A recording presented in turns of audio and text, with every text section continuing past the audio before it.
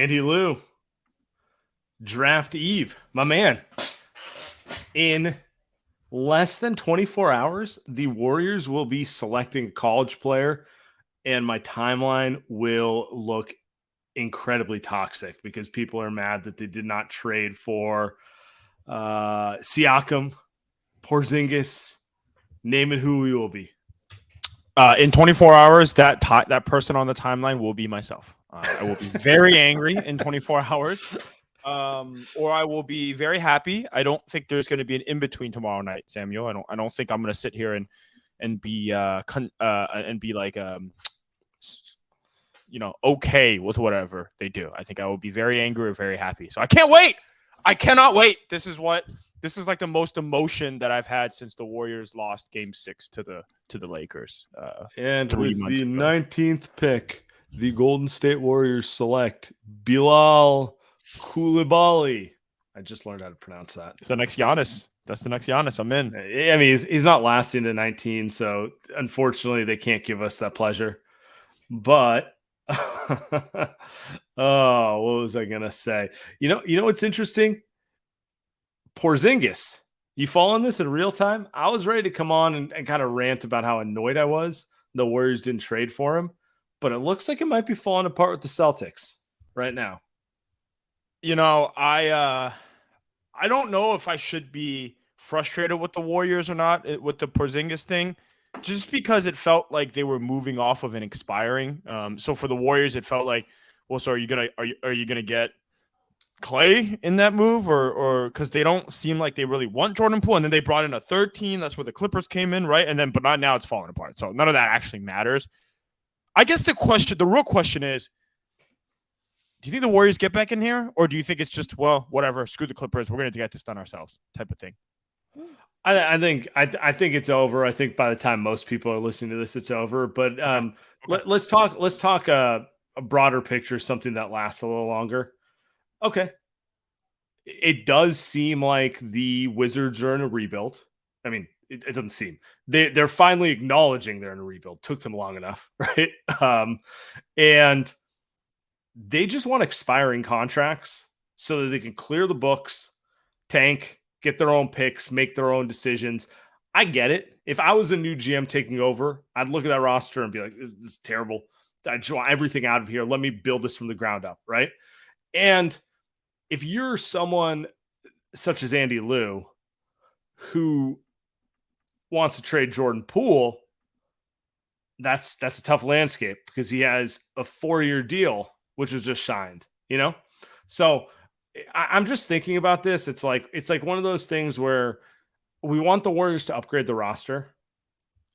We think Jordan Poole is probably the easiest avenue to a roster upgrade. But off of a terrible playoffs and really a subpar year, $123 million committed to him. The new CBA coming in, the general idea that no one's really sure what he is. Like, is that really the best way for the Warriors to get better? Moving him? Like, it is an ultimate sell low in a buyer's market is how it feels to me.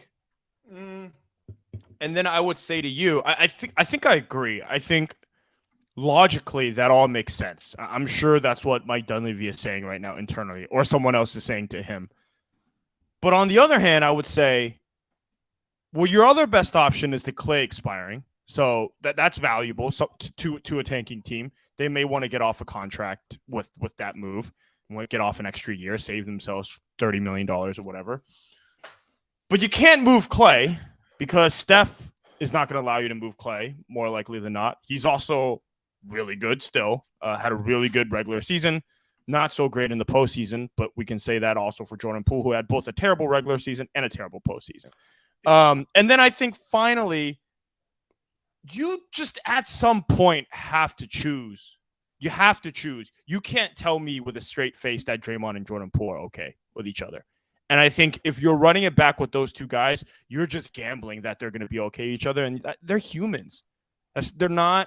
You can't just plug and play. Yeah.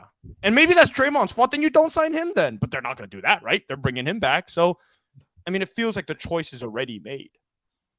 I was gonna say you also have to choose because you can't pay $70 million to shooting guards. Like it's kind of funny. Like they inked both of them, both made sense at the time, but like at some point you don't need two shooting guards making max money, you know? Like move one of them in one capacity or another. It does feel like the Warriors, by not getting involved in this Porzingis thing, because can we talk about this? Like whether the Celtics seal the deal or they don't, and it seems like there's an injury issue, and we ran through this with GP2, but it's irrelevant. They agreed to the deal. They moved him for Brogdon and a pick. It's a pretty low price, you know? Brogdon is a fine player. Might be a little overpaid. He's fine. Fine. He's a rotation piece. Like I think the Brogdon hype train like left 4 years ago, right? Like he's just a fine rotation player. And they got the number 30 pick. Like let's not act like they got, you know, a top 10 pick or something out of it, you know? You can't convince me the Warriors couldn't have matched that. They couldn't have found a way to move Jordan Poole to a team to get them an expiring and some assets to make it happen. Mm-hmm. And it seems to me like they made the determination that they don't view Jordan Poole as just salary filler, that they don't want to do that. So to me, and maybe internally they just don't value Porzingis. Maybe they view him as a stiff who will never be able to defend in their system. Fair. It's like I could see it going either way with him, right? I could see him figuring it out. I could also see it never happening. And you know, kind of an expensive stiff, right? So it's possible. But either way, it's like interesting because we're talking about a player who could fit into their lineup, who does stuff that they don't have, who got moved for very cheap, right? So you would opt in. You only had 1 year left. We don't know if he would have re-signed with the Celtics. Does that trade come with him getting paid $30+ million a year for the next 4 years? I saw Bill Simmons' tweet. He wasn't happy about that. So like he was not looking forward to Porzingis. He looks like you when you saw Jordan Poole's contract. I was at the time, I think I was happy about it. And then Brogdon is not an expiring, right? So he's 25, I think, or so for the next year. So this coming season and then the next one. So there was actually 2 more years left on his contract, right? So, which is close enough to Poole's like that. What I'm saying is like, I'm agreeing with you. The Warriors could have found a way to do this trade some way, one way or another, if they wanted Porzingis. So it sounds like they just made the decision to say, he's not good enough for us to essentially, I mean, it's almost a salary dump. It's almost it's a 1 year gamble, but it feels like it's a 1 year gamble to say, well, we can just not re-sign him. But would Porzingis do that? Maybe. Clay's in kind of the same situation. Yeah, I mean, it's one of those things where like you can't tell me you couldn't have traded Poole to Orlando for expiring contracts and thrown your 19th pick in there, and the Wizards wouldn't have been like, this is a better deal.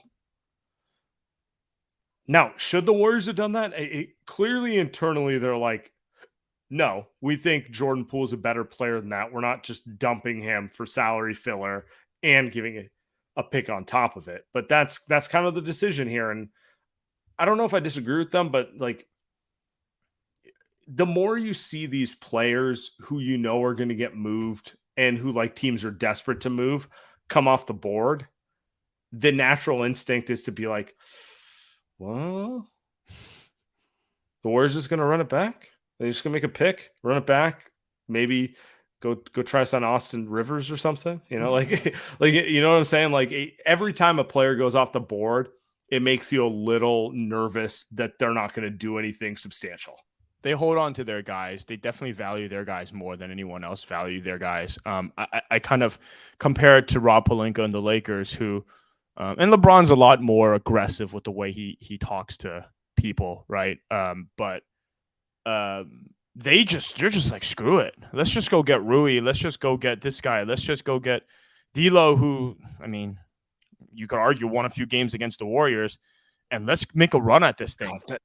That one's It's still disgusting. of all Disgusting. Players. How bad was he against the Nuggets? How bad was he? I mean, come on.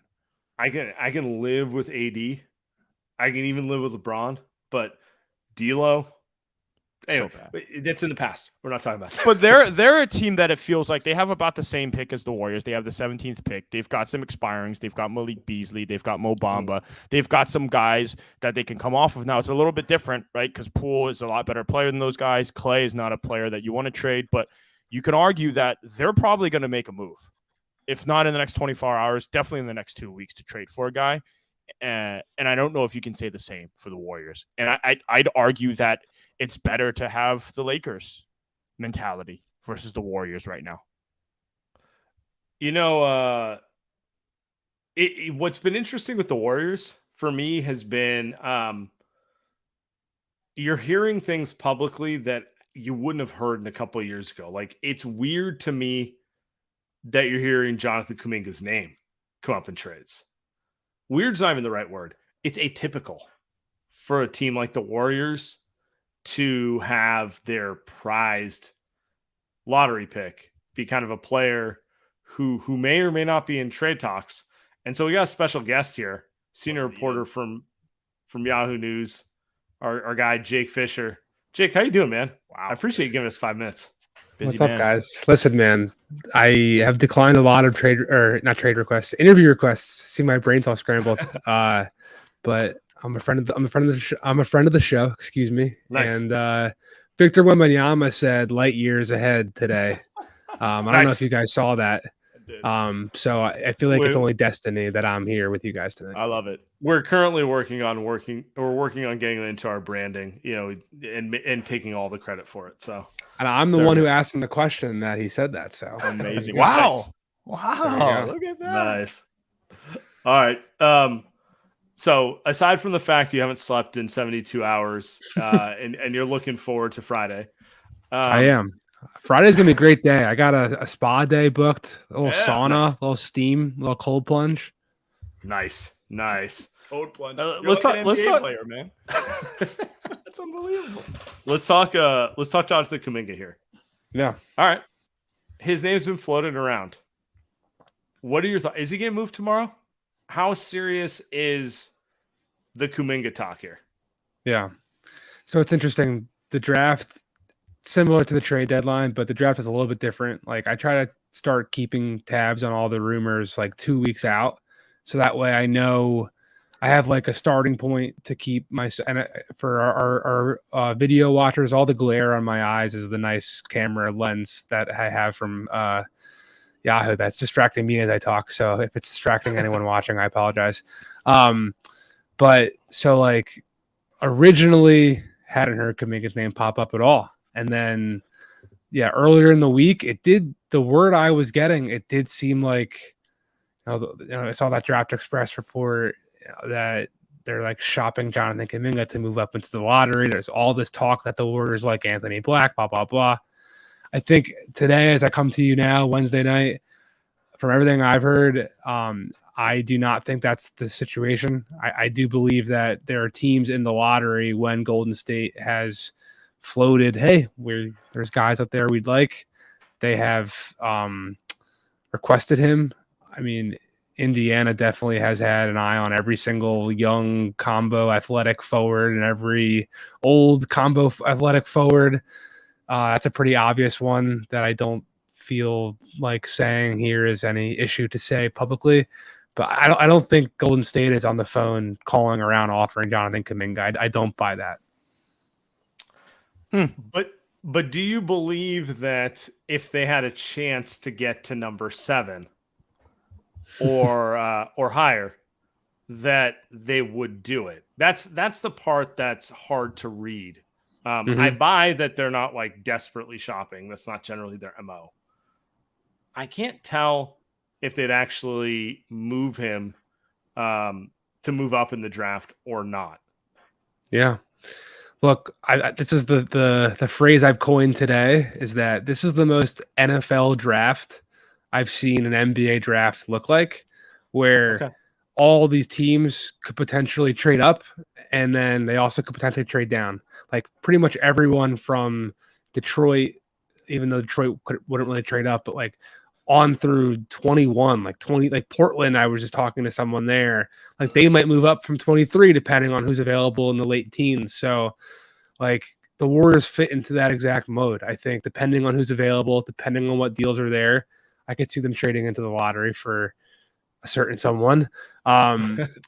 If you know if the price is Kuminga and they really are sitting there on the clock thinking that this guy that they want is there and he's going to move their championship ceiling higher, then yes. But that's the key here. Like, no matter what, Golden State is trying to move this team ceiling towards competing for a championship. I don't see them just trading their young prized player asset for just another young prized player asset that they don't think can move them. And I mean, Kuminga couldn't get in the rotation last year. So they need someone who can get in the playoff rotation and actually have Steve Kerr's trust.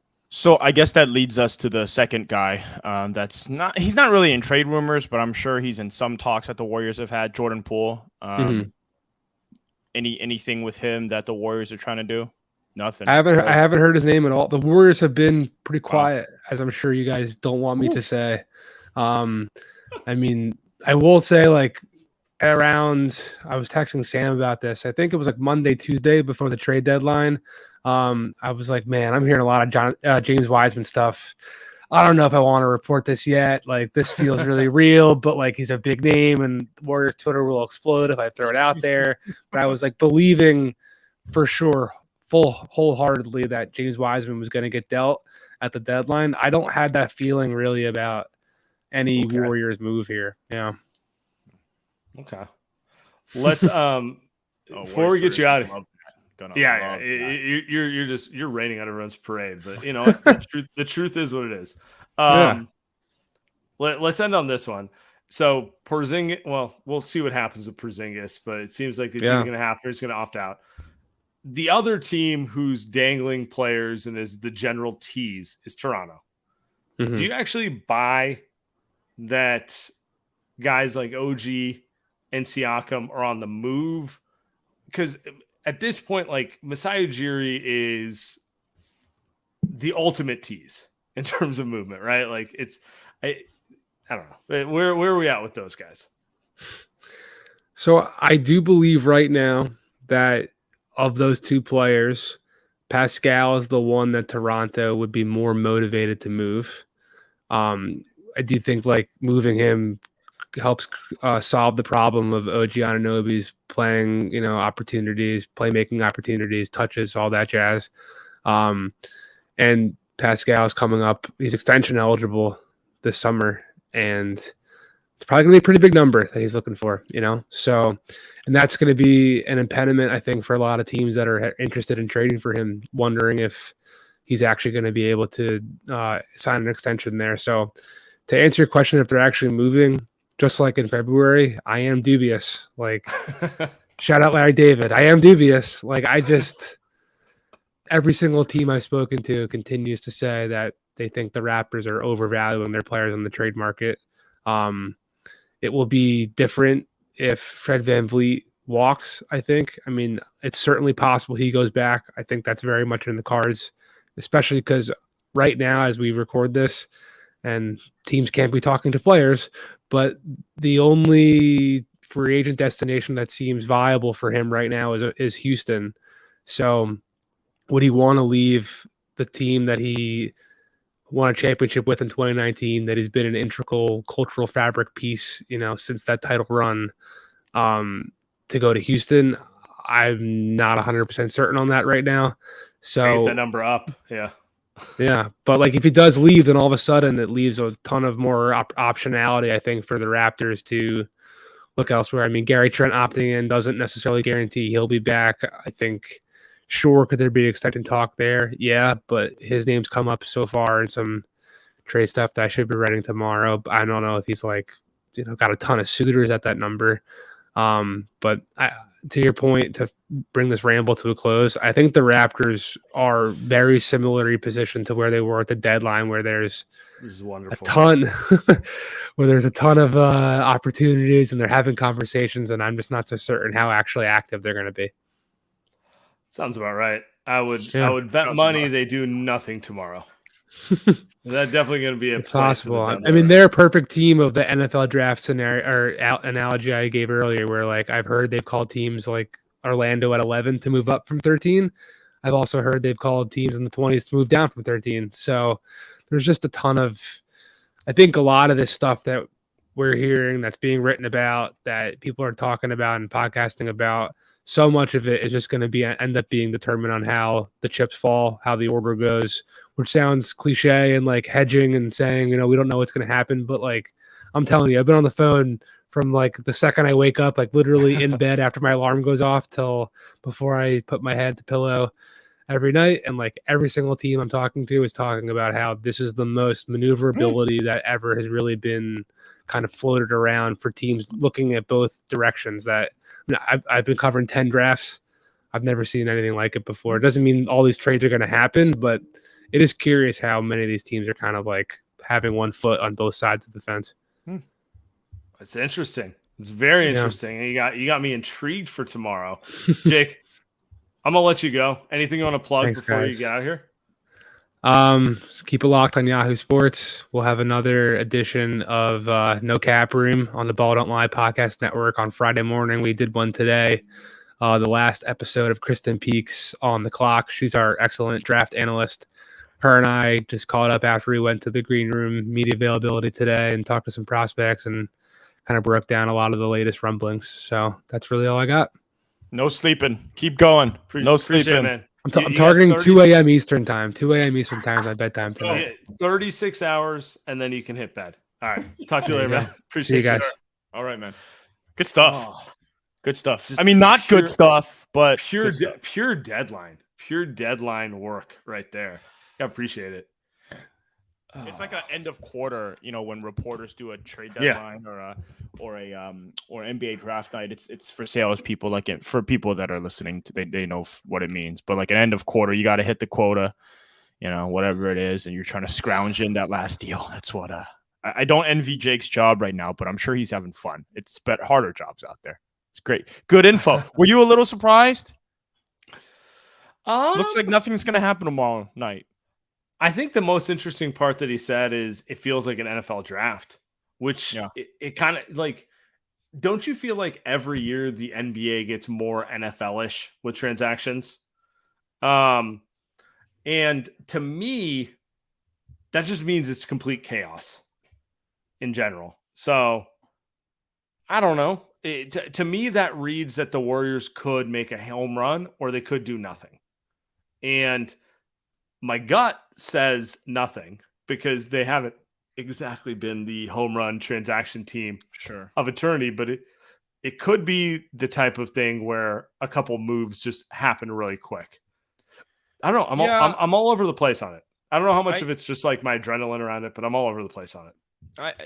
The parity stuff, teams are looking at the play-in and saying, maybe we can make a move and we can get in that play-in. I mean, play-in teams got to the NBA finals or at least the conference finals this season, right? So yeah, you look at like the Sacramento Kings. If you're the Kings, don't you feel like, look, man, one player and Keegan just getting better, we might be the next Denver Nuggets. Exactly. Yeah, exactly. One breakout guy from a lottery pick that you have, one trade for Sabonis, and then one good draft pick, and you're in there. And it's not like they had a number one draft pick. Keegan was what was he, the fourth pick? Like, so You're right. That's a great example. I mean, that's a great example. Like Houston's looking at it saying, if we get Amin Thompson and we had Harden to this baby, are we not fighting for the 9 seed next season? And maybe we get Van Vliet, like Jake was saying, like, right. So it's like, right. San Antonio.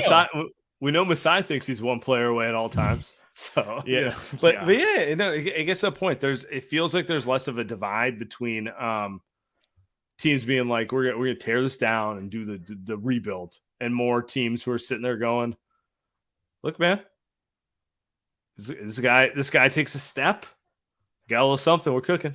Yeah. So, I mean, the Warriors are right in that mix. I mean, they need, except they're in like the bottom half of that mid tier, but they need a guy to get them over. They need a guy. It sounds like they're not gonna. The real shocker is that there are no talks around Jordan Poole, but I guess it was wishful thinking on my part. So we keep it moving. Or they're deep faking. They're just really good at their jobs. Maybe. All right. His Kuminga thing was interesting. He's implying that it's more inbound calls on Kuminga than outbound calls. Sure. Do you think they'd move? Do you think they'd move Kuminga? I think it would actually be a mistake if they did, especially like he was saying for a pick, and they used a pick to be weird. Like I know Anthony Black. Oh, Seems like I love it. I love Anthony Black. That's my guy. Yeah, I know, but it'd be. But you know me, draft time. I fall in love. So. Yeah, with a lot of guys, I hate all of them. No, I don't like any of them. None of them I like. Especially now, especially in these last few years, I hate all of them. But when Steph is retired, I'll talk myself into the next Nemanja Nedovic. He does seem like the guy that, like, who do you think teams are asking the Warriors about more, Jordan Poole or Jonathan Kuminga? Kuminga. I don't even think it's. I don't think it's a question. Yeah. Let me make my case. Kuminga has not received a big contract. You have 2 years to figure out if he's that dude or maybe he's not. He's young. Also, like all things considered, wing always better than a guard. It goes that way. And now he's 7'2", So it's like, what more do you want? 7'2" wing, 2 years contract control. That's what you want. I agree. I mean, that's literally why Brandon Miller's going in front of Scoot right now, and I don't really see. I love Brandon. I mean, that's my guy. Questionable decision making off the court and just raining threes. That's my guy. Ugh. I saw him play one game that he shot 5 for 20, his last game, and I was like, ooh. I watched him. So I don't have no opinion that anybody cares about. I don't know anything. So that obviously anyone who knows anything about Brandon Miller is aware of the gun accusation and everything with that. When that came out, he played probably the best game I've ever seen a college player play in about 5 years. Like 40 points just. And I was blown away that like under that level of scrutiny, a player could just play that well. So it stuck in my mind. And then I saw him do a gun celebration after that, and I was like, "Oh, we got another John Morant. Okay, we got dumbass." So, but I mean, I know. I don't know. I'm not disagreeing with you, and I'm not saying you're wrong. I'm not going to bat for him in any capacity. I'm just saying 6'9" shoots it like Paul George. Yes, it's hard to find dudes like that. It's a winning player. I mean, I'll tell you that it's a winning player. If he said his favorite player is Paul George, right? So, I mean, that's Paul George. Prime Paul George was an absolute monster, man. That guy went toe to toe against LeBron in both their primes. Yeah. So that's true. So yeah, the Derrick Rose did too. He went for 40. Yeah. He's it might be even worse, actually. That might be worse. It might not be better. I think he's very talented. Yeah.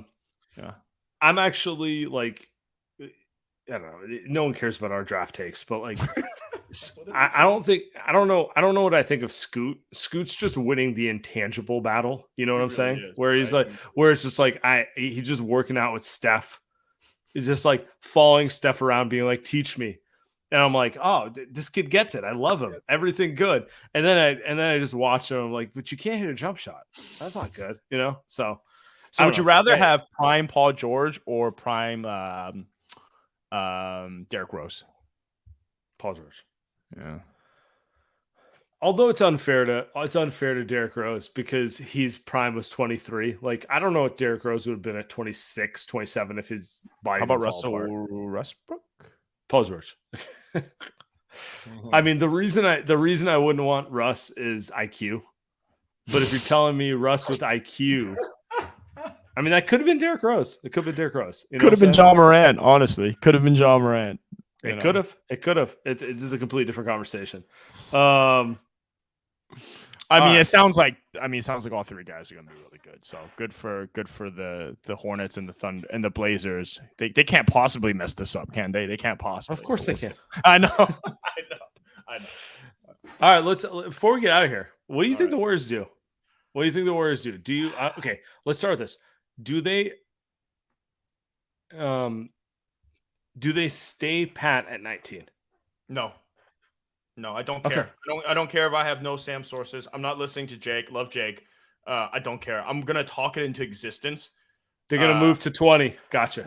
Yeah. So somebody actually brought this up the other day, and who was it that we had? KLC brought it up, and I think that is what they're going to do. I mean, like if I had to guess, I have to put my money on something.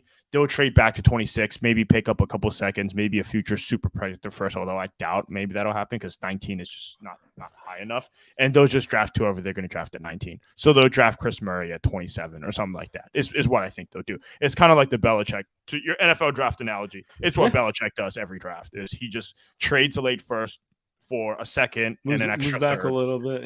Yeah. So if I had to guess, and I think they'll get, and I think they'll just draft Chris Murray. I think they'll just get the guy. It is kind of funny that the Kings have tried to be like the Warriors for 10 years, and then now the Warriors are gonna try to be like the Kings because Keegan Murray is so damn good. They're gonna get his twin brother. So that's our prediction. I like it. What do you think? I think I also agree with you. I don't think they're gonna swing a big trade. I think they're gonna move in the draft, and I'm not sure which direction, but I think they're moving. Wait, so you think if they move up, what would they do though? Like, you think they're actually going to move up and use the pick in the situation you're saying? Oh, wow. I maybe think that's the one. Go. Here's my thing. If they end free agency and it's just we made a pick and that's it, I'm gonna be mad. Now, if they move up and grab a kid, but then make another trade that makes the roster make more sense, I can live with it. So I'm willing to let it play out before I get mad. Because the way I see it is, let's say they trade Kuminga and get Anthony Black. Okay? Sure. The gut instinct will tell me, bro, you just got younger for no reason, right? I like him. Steve might like him more, but you just got younger for no reason. But if they move like Jordan Poole and do some other stuff and all of a sudden it's not as young as you think it is, then it's okay. But if they only do that, then I'll be mad, So that's where I'm like, I'm willing to let it play itself out a little bit. I'm willing to be mature, Maybe this is because I chased toddler around all day. I'm a new, more measured man. Yeah. You've got a lot of calm in that voice that I didn't hear 8 years ago. I'll tell you that. I'll tell you that. A lot more grays in the hair. A lot more smiles. So it's all in all a good thing. Now I'm the one that's just angry all the time because I'm now in my early 30s. You know what I mean? I'm just grumpy as I gotta hear it. If you paint me the scenario that you just painted me, the 2 weeks before they make that trade from them selecting, I will be losing it on the show. Losing it. Losing it, dude. I mean, maybe they also have to wait to find out what Draymond's gonna do, right? Maybe they're like, if Draymond's we're like acting like it's a done deal. Maybe it's not. Sure. Maybe it's not. I think it is, but maybe it's not. We'll see. All right. I say we end it here. I think. Look, guys, we'll give you back after the draft. We'll see how it plays out. We love every one of you. We appreciate you. Just laying out scenarios. We'll see.